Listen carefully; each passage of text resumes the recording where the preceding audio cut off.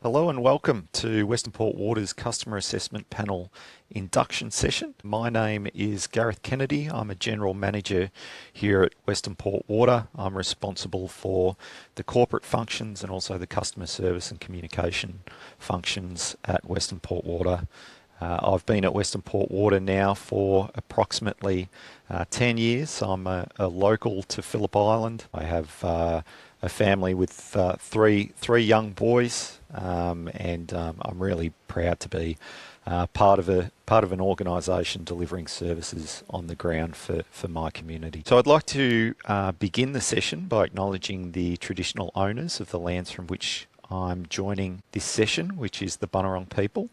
I would like to pay my respects to elders past, present and emerging. And I would really like to take this opportunity just to emphasise the respect that Westernport Water has for our First Nations community. It's really important to ourselves and water corporations throughout Victoria, and I'd really like to recognise the Bunurong people's relationship with country and their ongoing care for country over thousands of years. Next, thanks. So as part of this session, I'd like to introduce you to the business, tell you a little bit about Westernport Water. You'll have an opportunity to hear from Donna, our Managing Director, and also Janine from InSync. They'll get to explain a little bit about who they are and what they do. You'll understand a little bit more about the process and also what's to be expected on the night of the 22nd of July. And of course, at any stage between this session and the 22nd of July, questions more than welcome, if not encouraged. It's a really good opportunity, I think, that you have to be able to ask any question you like about Westernport Water and be able to get the answers that you need. Next slide, thanks. Okay, so this shows you the split of water corporations throughout Victoria. Couple of things I'll emphasise here. The first is that we're straight, but you'll see there in the right circle that we are positioned south of South East Water, which is a metropolitan water corporation, and we're positioned west of South Gippsland Water. But really, I think the takeaway is when you look at those service boundaries, Westernport Water is the smallest water corporation in Victoria and quite unique in that regard. Next, thanks. So you'll see there the service area for Westernport Water. We provide water and wastewater services across Phillip Island. We go right to the north of our service area around Pioneer Bay to the Gerties, and that southeastern corner there down to Archies Creek and Dales. One thing to emphasise here is because of our non-permanent population, we do have the lowest average household water usage in the state, which means that we do rely more on fixed access charges. We tend to have higher fixed access charges in comparison to other water corporations, and we have lower variable water usage charges to other water corporations. And that's the split of how we recover our costs to run our business. A few other things just to highlight, you'll see there we do have 2 wastewater treatment plants, one in Cowes, one in Coronella. They're the orange dots. We have some of our key infrastructure highlighted there in the light blue dots. So I'll just call out obviously Kandowie Reservoir in the right hand corner.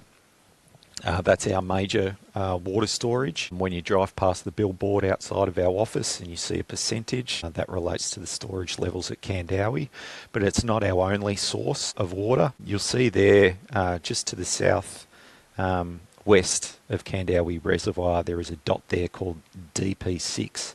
Now that is our connection to the desalination pipeline. You'll see the blue dot at the bottom, which is the Victorian Desalination Plant. That is manufacturing drinking water, that is sending water to the north, and we have access to that desalinated water when we want it. We can take it straight into our network to supplement our supply for customers. When the desalination plant isn't running, we equally can still take water, but that water comes from Melbourne, and that comes from the Yarra Thompson area of Melbourne. The other thing, I guess, just to call out is we have approximately 23,000 customers servicing about 27 townships across our service area. Next, thanks. So it's often I think sometimes best to start with what we don't do and work backwards. So we don't look after stormwater and drainage matters. So stormwater and stormwater drainage is a matter for the Bass Coast Shire Council. The council also oversees regulation for septic tanks, and catchment management responsibilities are undertaken in our service area by Melbourne Water. And some of you may see or recall a Melbourne Waterways and Drainage charge that appears on your bill once a year. We collect that on behalf of Melbourne Water. So the things that we do, we supply obviously drinking water, we supply Class A recycled water to selected areas within our service area, and we also remove and treat wastewater. And it's often I think an overlooked part of what we do is the wastewater side of things. But if you look at your fixed access charges and the makeup of your bill, customers are actually contributing more for wastewater services in terms of access charges than drinking water services. Now, with that, I really hope that you get a lot out of this session and you begin to wrap your head around our role within the community and what we do for our customers. And I will hand over to Donna, who is our Managing Director at Westernport Water. Thanks, Gareth. I look forward to seeing everyone in the session in July. I'm Donna Panthurimuthilige, as Gareth said. Long-term water security is really quite important to Westernport Water, and over the years we have invested in ensuring we have sustainable, reliable and diverse sources of water to provide customers with a level of confidence that their water supply needs of the community will be met now and into the future. We source the majority of our drinking water from Tennant Creek. We also have additional entitlements to water in Bass River and to groundwater from the Coronella Aquifer as well if we need it. And that drinking water is treated at our Ian Bartlett water purification plant at our Kandowie Reservoir in Alberta. About 10 years ago, we doubled the size of that reservoir, and we also built a pipeline to the Melbourne water supply system, to the Greater Yarra Thompson system, and to the Wonthaggi desal plant as well. So we can have access to water from Cardinia Reservoir and to water from the desal plant when it is running if we need it. For context, this year we have used about 1,100 megalitres of water from the Melbourne water supply system. For comparison and broader context, over the last 4 years, annual customer demand has fluctuated between 2,639 megalitres per year and 2,425 megalitres per year. Things like water restrictions are implemented based on the availability of water resources. So we outline guidelines for water restrictions in our urban water strategy, and water restrictions are enacted when necessary based on what's available and what's in our urban water strategy. Our urban water strategy is a 5-year strategy that is based on a larger statewide sustainable water strategy that has a 50-year horizon, and our urban water strategy provides guidelines for considering implementing water restrictions based on the time of year, water volumes in our reservoir, as well as taking into consideration access to water from other sources such as the Melbourne water supply system. We produce an annual water outlook each year, which also informs the likelihood of Westernport Water implementing restrictions in the following calendar year. We provide that to our department, who takes a whole of state perspective based on all that information. That information is also on our website. Of course, we are continuing to monitor water resources, and we'll publish the next water outlook in December this year, so December 2025. Next slide, please. So as part of our last price submission to our economic regulator, the Essential Services Commission, we engaged with approximately 1 in 20 of our customers, and we built the priorities that emerged for our customers through that process as central to our submission and our strategies. As part of our promise to customers, we committed to delivering particular outcomes, so our customer commitments, outcomes, and we are committed to reporting back to our customers through our annual watermark, which will include a customer-led performance assessment on how we performed against each of those customer outcomes, which is where the customer assessment panel comes in. We ran the first customer assessment panel as part of that process last year, and I personally found it to be such a rich process. We included the commentary from the panel in the annual watermark, which is, again, something that's available on our website, but it also goes as a bill insert annually to all our customers. Next slide, please. 22 people have so far confirmed their attendance at our customer assessment panel for this year. The panel membership consists of folk with different perspectives and different lived experiences, and are all empowered to provide comments and feedback about our performance. We are entirely customer funded. We're an entirely customer funded government utility, apart from the occasional grant that we might be successful at getting.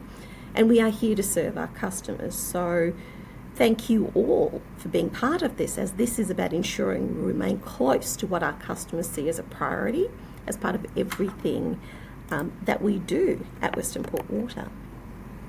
Next slide.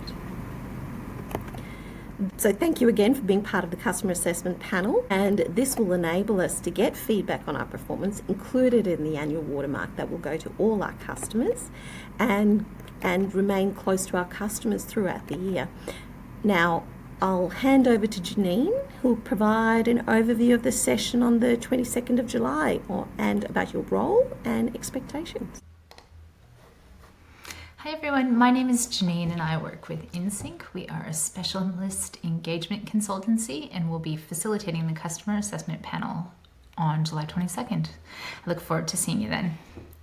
Now, I'm going to give you a run through of what to expect at the session and how we'll seek your feedback on the night. So the CAP assessment session will be happening on July 22nd at 6 p.m. and it'll run from 6 p.m. to 9 p.m. Westernport Water experts will present to you on Westernport's performance across 6 customer commitments. We'll do these one at a time. We'll then discuss the performance on the customer commitment as a group, and then you will be asked to provide a response to a question about Westernport Water's performance on that commitment. We'll repeat that process for all 6 commitments. After the session, your responses will be summarized into a draft customer statement, and a subcommittee will be invited to wordsmith and sign off on the statement. The 6 approved statements will be included in the annual watermark report. So what to expect on the day? The location is your place, so we'll be doing this online, and I will send you a link to a Zoom meeting. We ask that you please arrive by 5:55. If you're not familiar with Zoom, please join a little bit earlier just so that we can work out any tech problems before we have to start the session. And as we go on, I will share with you my phone number in case you do want to get in touch to try and test run your Zoom link before we start the session, so we can do that in advance.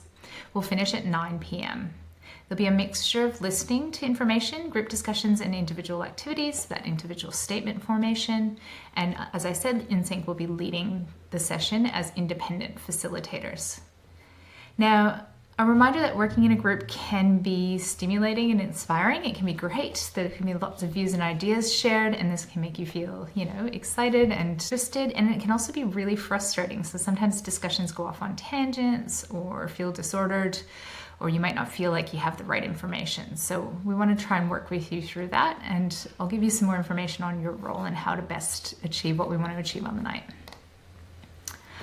So we ask that you participate in an open, respectful, and thoughtful way. Be mindful that there's people from all walks of life in the room. Discuss the issues and ideas with your fellow panel members and weigh up all the information presented to you. We ask that you stay on topic and focused on the scope of the conversation and share your views and learn more about other people's ideas and perspectives. Our role is to keep the conversation on track and on time. We're going to work through our agenda constructively and openly. Our job is to listen and dig deeper. So we'll ask you, why did you say that? What makes you think that way? We'll give you the information you need to be able to answer the questions, and we'll support you through the experience. So what to do before the event? I want you to just revisit the 2024 annual watermark. That'll give you a good idea of what that statement looked like last year. Please let Westernport Water know if you need any support to participate safely and comfortably. Whatever we can do to help there, let us know. Watch for a meeting invitation to come by email from myself. It'll come from that email address there, jlion@insync.com.au. And direct any correspondence regarding attendance or general inquiries through the communications and engagement team at Westernport. So that's the email there at the bottom, communications@Westernport. And their phone number is listed 1300-720-711. Tech support on the night, we will send this in the email, or if you want to test run your Zoom link before we start, give me a call, 0414-407-949. Thanks everyone, look forward to seeing you.